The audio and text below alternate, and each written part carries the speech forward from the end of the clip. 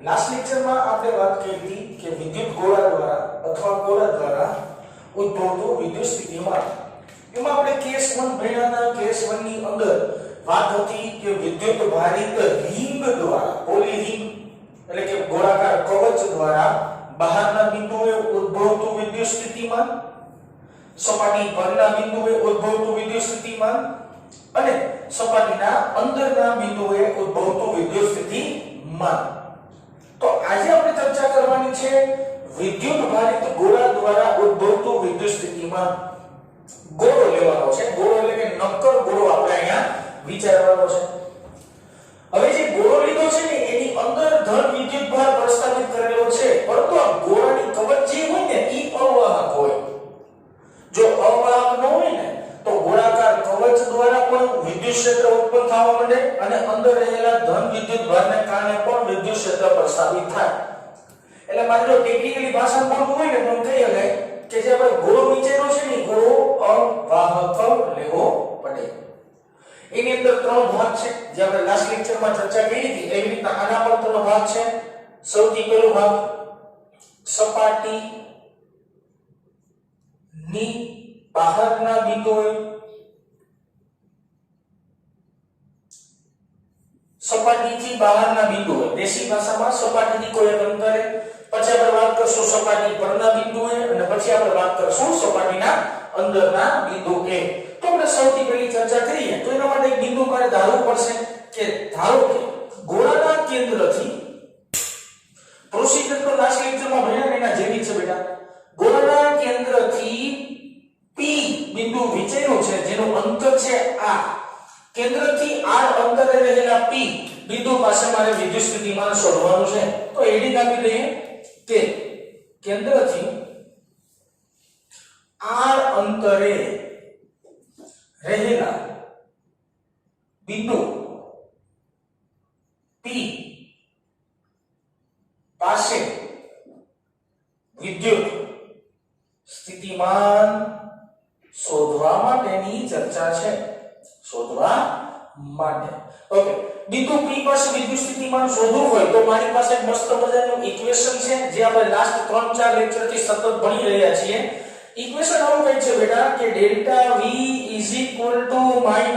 Integration સદિશ E dot dr આવું મારી પાસે સમીકરણ છે હવે લાસ્ટ લેક્ચરમાં કથા કરી હતી એવી જ કઈ કથા કરવી પડે કે જે ડેલ્ટા V છે તો ડેલ્ટા V ને કહેવાય વિદ્યુત સ્થિતિમાનનો તફાવત વિદ્યુત સ્થિતિમાનનો તફાવત હોય ને બેટા ઈ કોઈ પણ બે બિંદુ વચ્ચે હોય કોઈ દિવસ સિંગલ બિંદુ પર ન હોય તો વિદ્યુત સ્થિતિમાનનો તફાવત મારે શોધવો હોય તો એક બિંદુ મારી પાસે ઓલરેડી છે મારે બીજું બિંદુ ધારવું પડે ઓકે સરસ તો બીજું બિંદુ ધારી લઉં છું અનંત અંતરે લાસ્ટ લેક્ચરની કથા યાદ હોય તમને કે ભાઈ આપણે સપાટીની બહારના બિંદુએ વાત કરતા હોય ને તો બીજું બિંદુ હંમેશા અનંત અંતરે ધારી લેવાય અનંત અંતરે રાખવામાં આવેલા બિંદુ ઉપર એક આપણે પરીક્ષણ વિદ્યુત ભાર રાખીએ પરીક્ષણ વિદ્યુત ભારને મારે ઇન્ફિનિટી અંતરથી P બિંદુ સુધી લઈ આવવાનો છે બરાબર ને પ્રોસિજર તો આવી જ છે તો પ્રારંભિક બિંદુ કહેવાય ઇન્ફાઇનાઇટ અંતરે રહેલું અને અંતિમ બિંદુ કહેવાય P બિંદુ તો વિદ્યુત સ્થિતિમાનનો તફાવત લખવો તો લખી શકાય બેટા Vp - V ઇન્ફાઇનાઇટ અને તમને બધાને ખબર છે કે ઇન્ફાઇનાઇટ બિંદુ પાસે સ્થિતિમાન જો શોધવામાં આવે તો સ્થિતિમાન 0 આવશે હવે ઘણીવાર મનમાં પ્રશ્ન થાય કે સાહેબ દર વખતે તમે 0 0 0 કરો તો તમને ખબર પડે વિદ્યુત સ્થિતિમાનનું સૂત્ર શું બેટા kq/r સિમ્પલ સૂત્ર તો kq/r જ છે એમાં r બરાબર ઇન્ફાઇનાઇટ મૂકી દો એટલે વિદ્યુત સ્થિતિમાન 0 થવાનું હોય છે બરાબર ને આ રીતના સિમ્પલ લોજિક થી જોઈ શકાય બરાબરની નિશાની એમનો છે આલો બરાબરની નિશાની આગળ માઈનસ એમનો રાખીએ કરવાનું છે મારે ઇન્ટિગ્રેશન તો ઇન્ટિગ્રેશન મારે ક્યાંથી ક્યાં કરવું પડે તો કે પ્રારંભિક બિંદુથી અંતિમ બિંદુ સુધી તો પ્રારંભિક બિંદુ તો ઇન્ફાઇનાઇટ બિંદુ અંતિમ બિંદુ તો P બિંદુ ખરેખર P બિંદુ છે ઈ r અંતરે રહેલું છે તો લિમિટ ની અંદર તમે P ની જગ્યાએ r પણ લખી શકો જે આપણે આગળ જતા લખવાનો છે ને પછીના સ્ટેપમાં લખીશું એટલે વાત આખી સમજાઈ જાય હવે મારે અહીંથી સદિશ કાઢી નાખવું હોય ડોટ કાઢવું હોય તો સદિશ અને ડોટ કાઢશો એટલે cos θ આવશે તો લખી શકાય E dr cos θ અને θ ની વેલ્યુ છે 0 કથા તો લાસ્ટ લેક્ચર વાળી મેં તમને લાસ્ટ લેક્ચરમાં કીધું હતું કે અહીંયા સમજી લેજો એટલે તમને એના પછીના લેક્ચરમાં તકલીફ નહીં થાય. તો ડાયરેક્ટ θ બરાબર 0 મૂકું છું. હવે આ E એટલે શું? તો કે P બિંદુ પાસે વિદ્યુત ક્ષેત્ર. P બિંદુ પાસે વિદ્યુત ક્ષેત્ર મારી પાસે જૂના સમીકરણ પરથી યાદ હોવું જોઈએ. જૂનું સમીકરણ એટલે કયું? પેલા ચેપ્ટરના ગોસના નિયમની મદદથી આપણે સપાટીના બહારના બિંદુએ વિદ્યુત ક્ષેત્ર શોધ્યું. એનું સમીકરણ મને યાદ છે પણ તમને યાદ હોવું જોઈએ. E બરાબર kq/r² આવે. શું આવે? E બરાબર kq/r² આવે. તો મારી પાસે બધી કિંમત છે સિમ્પલ સમીકરણમાં કિંમતો મૂકવાનો પ્રયત્ન કરીશ. ચાલો મૂકીએ. Vp તો આપણે શોધવાનું છે તો Vp એટલે Vp માઈનસ V ઇન્ફિનિટ થશે 0. કેવી રીતે સમજાયું મેં તમને? બરાબરની નિશાની માઈનસની નિશાની એમ નામ સંકલન કરવાનું છે ઇન્ફિનિટ ટુ r. ખરેખર P બિંદુ છે કેન્દ્રથી r અંતરે છે તો P ની જગ્યાએ મેં r લખ્યો ખાલી. E ની વેલ્યુએશન મારી પાસે છે kq/r². તો લખી નાખીશ ઇન્ટુ dr એમનો થશે અને cos 0 નું વેલ્યુ થાય 1 જે વાર લખવા જરૂર નથી. હવે મારે ઇન્ટિગ્રેશન કરવાનું છે. અચળ પદને સંકલનની બહાર કાઢી લેવાનું છે. ડાબી બાજુ પદ વધે ખાલી Vp બરાબર kq ને સંકલનની હું બહાર કાઢીશ કારણ કે અચળ રાશિ કહેવાય. માઈનસ પર બેટા બહાર જ રાખીએ. ઇન્ટિગ્રેશન વધ્યું ઇન્ફિનિટ ટુ r અને 1/r નું dr ની સાપેક્ષે ઇન્ટિગ્રેશન થાય. 1/r નું dr સોરી 1/r² નું મારી ભૂલ છે અહીંયા r² છે તો અહીંયા r² આવશે. ઓકે 1/r² નું ઇન્ટિગ્રેશન તમે કરો એટલે -1/r આવે જે તમને ખબર છે તો લખીએ અહીંયા Vp બરાબર -kq એમનો 1/r² નું ઇન્ટિગ્રેશન થશે -1/r અને લિમિટ રહેશે r અને ઇન્ફિનિટ. હવે સંસારના નિયમ મુજબ મારે upper limit minus lower limit કરવાનું રહેશે તો કરી શકાય. Vp બરાબર -kq બ્રેકેટની અંદર upper limit -1/r minus lower limit -1/ઇન્ફિનિટ. અપર માઈનસ લોઅર થાય માઈનસ માઈનસ પ્લસ થાય 1/ઇન્ફિનિટ એટલે 0 થાય. આ માઈનસ વાળા પદને બરાબરની બહાર કાઢી લેવામાં આવે તો પ્લસ થઈ જાય અને મારો ફાઇનલ આન્સર આવશે kq/r. આનો મતલબ એવો થયો કે સપાટીથી અથવા તો સપાટીના કેન્દ્રથી ગોળાના કેન્દ્રથી સ્મોલ r અંતરે રહેલા બિંદુએ વિદ્યુત સ્થિતિમાન kq/r જેટલું આપી શકાય. આ મળ્યું સપાટીથી બહારના બિંદુએ સ્થિતિમાન કેન્દ્રથી r અંતરે સ્થિતિમાન.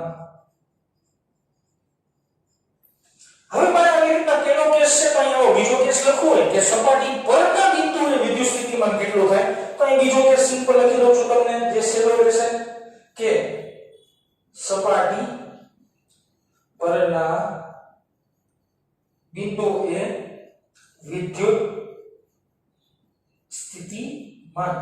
સપાટી પરના બિંદુએ વિદ્યુત સ્થિતિમાન તમે આવું હેડિંગ આપ્યું હોય બેટા તો તમને કોમન સેન્સ ખબર પડે કે સપાટી પરના બિંદુ માટે મારે r કેપિટલ R કરવું પડે. કારણ કે આ પરનો બિંદુ વિચારો તો r ત્રિજ્યાનો કેપિટલ R ત્રિજ્યાનો ગોળો છે તો અંતર સ્મોલ r બરાબર કેપિટલ R થાય. તો ઉપરના સમીકરણ પરથી લખી શકાય Vs લખો છો બેટા. સપાટીને ઇંગ્લિશમાં આપણે સરફેસ કહેતા હોય તો Vs કહે Vs kq/R. આ મારો ફાઇનલ આન્સર અને આ આન્સર મળશે સપાટી પર માટે સપાટી પરના બિંદુ માટે. તો આટલા જ ભાગની અંદર આપણી બે કથા પૂરી થઈ ગઈ, બે બાકી રચના પૂરી થઈ ગઈ. હવે આપણે જવું પડે ત્રીજા સેક્શન બાજુ. ત્રીજો સેક્શન છે ને બેટા એ તમારા માટે થોડો મહત્વપૂર્ણ છે કારણ કે લાસ્ટ લેક્ચરમાં જે ભણ્યા હતા ને એના કરતા થોડું કંઈક અલગ થશે એટલા માટે આ લખી નાખું છું. ત્રીજો ક્વેશ્ચન શું છે?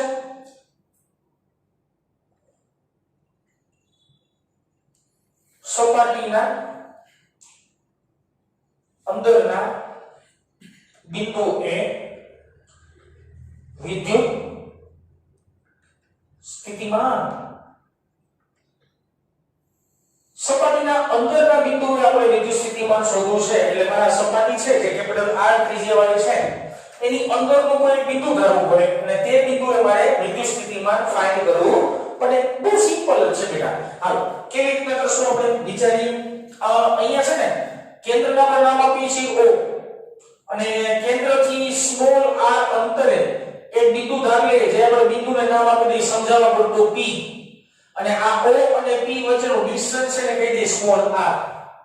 આકૃતિમાં થોડું ગીચોગીચ ન થાય એના માટે મેં થોડું અલગ અલગ દર્શાવવાનો પ્રયત્ન કર્યો છે, બરાબર ને. તો સ્મોલ r અંતર જ રાખ્યું છે અને સ્મોલ r અંતરે આપણે એક બિંદુ વિચાર્યું છે, જે બિંદુને અહીંયા પણ P નામ આપ્યું હતું અને અહીંયા પણ P જ નામ આપો છો.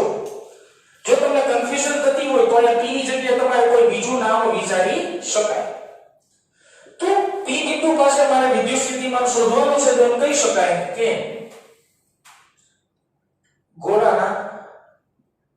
ગોળાની અંદર આવેલા બિંદુ P પાસે વિદ્યુત સ્થિતિમાન. ઓકે, P બિંદુ પાસે વિદ્યુત સ્થિતિમાન સમીકરણ એકમાત્ર છે વિદ્યાર્થી મિત્રો. તો સમીકરણ છે delta V integration E dot dr. સમીકરણ તો એક જ છે. હજી પાછી કથા એવી કે એક વાત તો થઈ કે ડેલ્ટા V નો મતલબ એવો થાય કે તમારે બે બિંદુઓ લેવા પડે અને બે બિંદુઓ વચ્ચે વિદ્યુત સ્થિતિમાનનો તફાવત કન્સિડર કરવો પડે. તો સાઈડ બીજું બિંદુ વિચારે છે સપાટી પરનું. શું કરવા? લાસ્ટ લેક્ચરમાં ચર્ચા થઈ ગઈ છે. આ S બિંદુ કહી દઉં છું. S બિંદુ એટલે સરફેસ પોઈન્ટ, અને S બિંદુનું વિદ્યુત સ્થિતિમાન Vs kq/r હોય, જે આપણે અહીંયા બાજુમાં ઓલરેડી પ્રૂફ કરેલું છે. તો મારી પાસે બે બિંદુ આવી ગયા મસ્તીના. હજી મારે ચર્ચામાં એવું પણ બોલવું હોય તો બોલી શકાય કે S ઉપર એક પરીક્ષણ વિદ્યુત ભાર મૂકો. તે પરીક્ષણ વિદ્યુત ભારને મારે P બિંદુ સુધી લઈ આવવાનો છે, બરાબર ને. ઓકે, તો એવી રીતના પણ બોલીને લખી શકાય, પણ હું બોલતો તો નથી, લખતો નથી, અત્યારે એવું રાખીએ છીએ. ડેલ્ટા V નો મતલબ થાય અંતિમ માઈનસ પ્રારંભિક. તો અંતિમ બિંદુ છે મારી પાસે Vp અને માઈનસ પ્રારંભિક બિંદુ છે Vs. તો જ વિદ્યુત સ્થિતિમાનનો તફાવત મળશે. માઈનસ નિશાની ઇન્ટિગ્રેશન કરવાનું છે સરફેસના બિંદુ પરથી P બિંદુ સુધીનું. સરફેસના બિંદુ પરથી P બિંદુ સુધીનું. વચ્ચે ડોટ પ્રોડક્ટ કાઢી નાખીએ અને સદિશ કાઢી નાખીએ તો E dr cos થીટા, જે થીટાની વેલ્યુ છે 0 ડિગ્રી આવશે. લાસ્ટ લેક્ચરની ચર્ચા પરથી થીટાનું મૂલ્ય અમને 0 લેશું આપણે. ચર્ચા એવી મહત્વની કરી તો કે કોઈ એક ગોળાની અંદરના બિંદુએ ઉદ્ભવતું વિદ્યુત ક્ષેત્ર, આ બિંદુ પાસેનું વિદ્યુત ક્ષેત્ર ફાઇન્ડ કરવાનું થાય. તો વિદ્યુત ક્ષેત્ર લાસ્ટ ચેપ્ટરની અંદર ભણ્યા આપણે, જે તો kqr/r3. સમજો છે? જો ગોળાકાર કવચ હોય ને અને ગોળાકાર કવચની ઉપર તમે જ્યારે વિદ્યુત બળ પ્રસ્થાપિત કર્યો હોય ને, તેની કવચના અંદરના બિંદુએ ઉદ્ભવતું વિદ્યુત ક્ષેત્ર શૂન્ય થાય. પણ જ્યારે નક્કર ગોળો હોય ને, તો નક્કર ગોળાની અંદર તમે જ્યારે વિદ્યુત બળ પ્રસ્થાપિત કરેલો હોય ને, તો તેને લીધે ગોળાની અંદરના બિંદુએ ઉદ્ભવતું વિદ્યુત ક્ષેત્ર શૂન્ય ન થાય. એની જગ્યાએ સમીકરણ આવશે E kq/r3. સ્મોલ r અંતર છે અને r ક્યુબ છે ને એ ગોળાની ત્રિજ્યા છે, બરાબર ને, જે આપણે ઓલરેડી પહેલા ચેપ્ટરની અંદર વધારે ડિટેલ્સમાં સમજાતા અને એની સાબિતી પણ જોઈ હતી. મેં ડાયરેક્ટ સમીકરણ લખી નાખ્યું છે બેટા. પહેલો અને બીજું ચેપ્ટર સ્થિત વિદ્યુત શાસ્ત્ર કહેવાય. પહેલો અને બીજું ચેપ્ટર ખરેખર તો કમ્બાઈન હોવા જોઈએ, બરાબર ને. પણ આપણી ટેક્સ્ટ બુક ની અંદર એક ચેપ્ટર ખૂબ જ મોટું થઈ જાય એટલે એને બે ચેપ્ટર અલગ અલગ ડિવાઈડ કર્યા. ખરેખર પહેલું બીજું ચેપ્ટર બે કનેક્ટેડ કહેવાય, પછી ત્રીજું ચેપ્ટર પહેલા બીજા ઉપર ડિપેન્ડ ચેપ્ટર કહેવાય, ચોથું પાંચમું ચેપ્ટર પાછું ભેગું ચેપ્ટર કહેવાય, આખું ચુંબકીય મૂળ, બરાબર ને. તો આવી રીતના તમારે ભાગ યાદ હોવા જોઈએ કે આખી રીતના બધા ભાગ ભેગા છે. હવે એટલે તમે જ્યારે બીજું ચેપ્ટર ભણતા હો તો પહેલા ચેપ્ટરના ઇક્વેશન બધા તમને યાદ હોવા જોઈએ. ઓકે, સરસ. વાત કરીએ છીએ E kq/r2. તો મારી પાસે અહીંયા કિંમત મૂકવાની આવી ગઈ. સરસ. Vs ની કિંમત છે મારી પાસે, તો અત્યારે મને મૂકતો. આગળ જતા જ્યારે કેલ્ક્યુલેશન કરશું ને ત્યારે મૂકશું આપણે. તો એકદમ સાદો આગળ વધારે રાખી Vp Vs બરાબર માઈનસ નિશાની ઇન્ટિગ્રેશન આપણે કરવાનું છે S થી P. હવે S બિંદુ છે કેપિટલ R અંતરે રહેલું છે.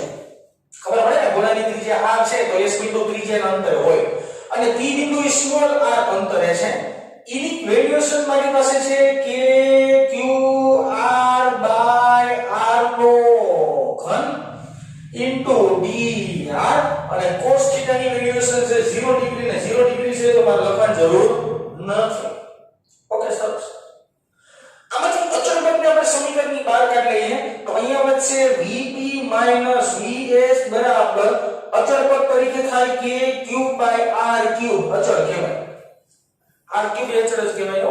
કેવી રીતના ગોળાની ત્રિજ્યા બરાબર ને ત્રિજ્યા થોડી બદલાય રાખે જે ગોળો એકવાર પ્રેક્ટિકલમાં લીધો હોય તો એ જ ગોળો ઠેઠો થી બરાબર ને અને બ્રેકેટ ની અંદર વધશે મારી પાસે ખાલી કોરે કોરો r dr અને આનું ઇન્ટિગ્રેશન કરવાનું છે. સોરી અહીં ઇન્ટિગ્રેશન ની સાઇન મૂકવી પડશે આપણે એનું ઇન્ટિગ્રેશન કરવાનું છે કેપિટલ R થી સ્મોલ r સુધીમાં.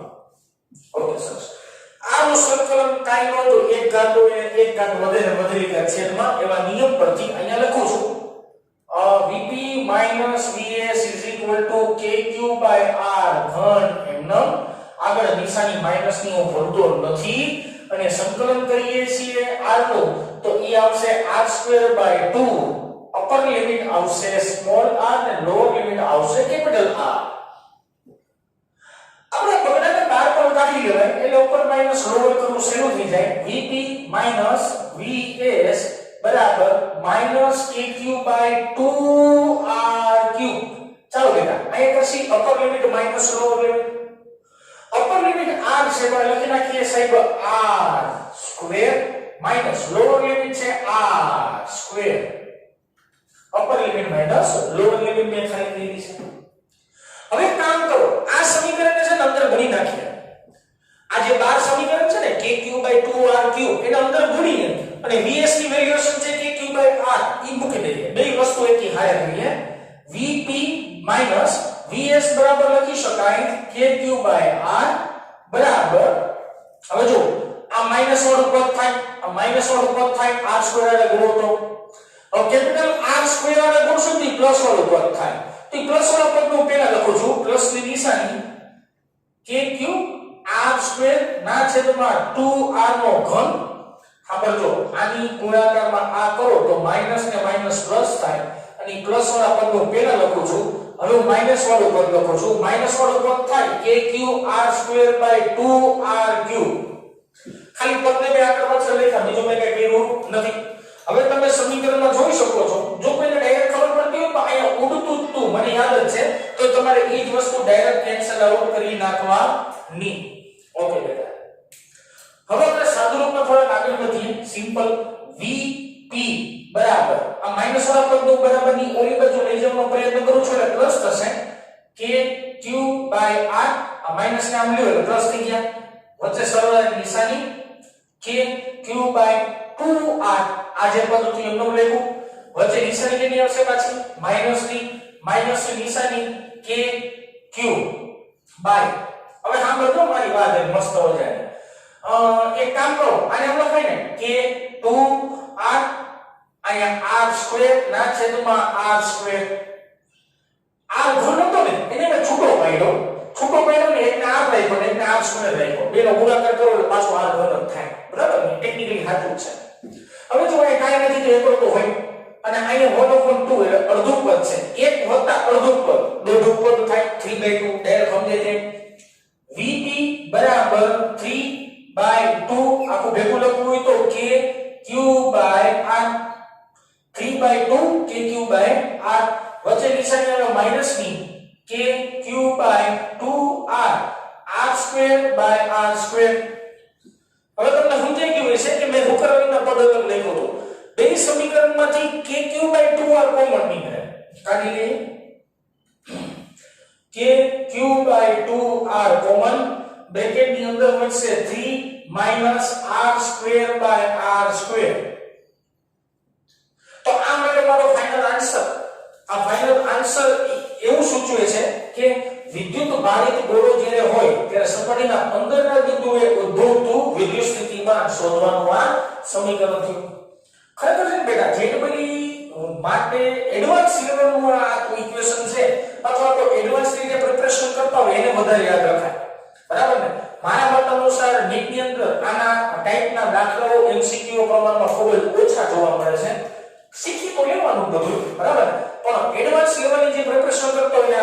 ખાસ યાદ રાખવું પડશે. આ સમીકરણને વાસ્તવમાં ઘણી બધી જગ્યાએ મદદરૂપ થશે. હવે બીજી વસ્તુ વિચારીએ. આ મેળું તમને સપાટીના અંદરના બિંદુ હોય, આ મેળું તમને સપાટીના બહારના બિંદુ હોય, આ મેળું તમને સપાટી પરના બિંદુ હોય. પણ હું એમ કહું કે જે ગોળો વિચેરો છે એના કેન્દ્ર પાસે વિદ્યુત સ્થિતિમાન કેટલું હોય અને ગોતી શકાય, બરાબર ને? તો અહીં લખી નાખીએ છીએ સિમ્પલ કે ગોળાના કેન્દ્ર પર વિદ્યુત સ્થિતિમાન. તો અહીં ત્રણ નામ આપ્યા છે, તો ચોથું નામ ઉમેરીએ. ગોળાના કેન્દ્ર પર વિદ્યુત સ્થિતિમાન. અને ગોળાના કેન્દ્ર પર વિદ્યુત સ્થિતિમાનની બેટા તમે જ્યારે વાત કરતા હોય ત્યારે જો તમારે કન્ડિશન લખવી હોય તો કન્ડિશન આ લખી શકાય, r બરાબર 0 થાય. r બરાબર 0 અંતરે થયું ને દેશી ભાષામાં, તો કેન્દ્ર પર કહેતા હોય એટલા માટે. તો આ સમીકરણમાં r બરાબર 0 મૂકી દઈએ તો આ આખે ઉપર 0 થાય. તો વધે શું? v કેન્દ્ર લખી નાખું છું. v કેન્દ્ર vc લખાય, d ઓફ સેન્ટર લખાય, પણ આપણે v કેન્દ્ર લખીએ is equal to 3kq/2r સમીકરણ આવે. r સ્ક્વેર ની જગ્યાએ 0 મૂકો તો આખું પદ 0 થાય. આ તગડાને બહાર કાઢીએ એટલે સમીકરણ મળે v કેન્દ્ર બરાબર 3kq/2r. તો આ જે તમારા બધા સમીકરણ 4 સમીકરણ છે બેટા, ચારે 4 સમીકરણ તમારા માટે અગત્યના છે. અને આ થિયરી પણ લાસ્ટ લેક્ચરની જેમ જેડબલી નીટની થિયરી છે. હવે નિરાતે થોડું મનમાં વિચારવા માંડો તો ખબર પડે કે સપાટી પર વર્તુળાકાર, બરાબર ને, ત્રિજ્યાના સમપ્રમાણમાં બેસ પ્રમાણમાં થયું. સપાટીથી દૂર જાવ એમ વર્તુળાકાર ઘટતું જાય. સમજાય છે તમને? હવે સપાટીની અંદર જાવ તો કેન્દ્ર પર આટલું એટલે મેક્સિમમ કહેવાય. કેન્દ્રથી દૂર જાવ જેમ સપાટી સુધી તો -1/r² જેટલું થાય. પણ ચાર સૂત્ર થયા. લાસ્ટ લેક્ચરમાં આપણે ત્રણ સમીકરણ ભણ્યા હતા. આ બધા સમીકરણ તમારે ખાસ યાદ રાખવાના છે, ખૂબ જ અગત્યના છે. અને અનુલક્ષીને કઈ ટાઈપના એમસીક્યુ પૂછાય, કઈ ટાઈપના એમસીક્યુ પૂછાય હું તમને શીખવાડું. બીજી એક વાત, ઘણા બધા વિદ્યાર્થી મિત્રો મને ઘણી વાર એવું કહેતા હોય કે સાહેબ તમે આ ટાઈપના એમસીક્યુ હજી આપો, હજી પ્રેક્ટિસ કરવા માટે આપો. એટલે છે એમાં શું પ્રશ્ન થશે? જેમ કે કોઈ ભાઈ કે બેને મને કીધું હતું કે ભાઈ તમને E ની વેલ્યુએશન આપી હોય, વિદ્યુત ક્ષેત્ર આપેલું હોય અને વિદ્યુત સ્થિતિમાન તમારે શોધવાનું હોય ને, આમાં એમસીક્યુ ને પ્રેક્ટિસ કરવા માટે આપો.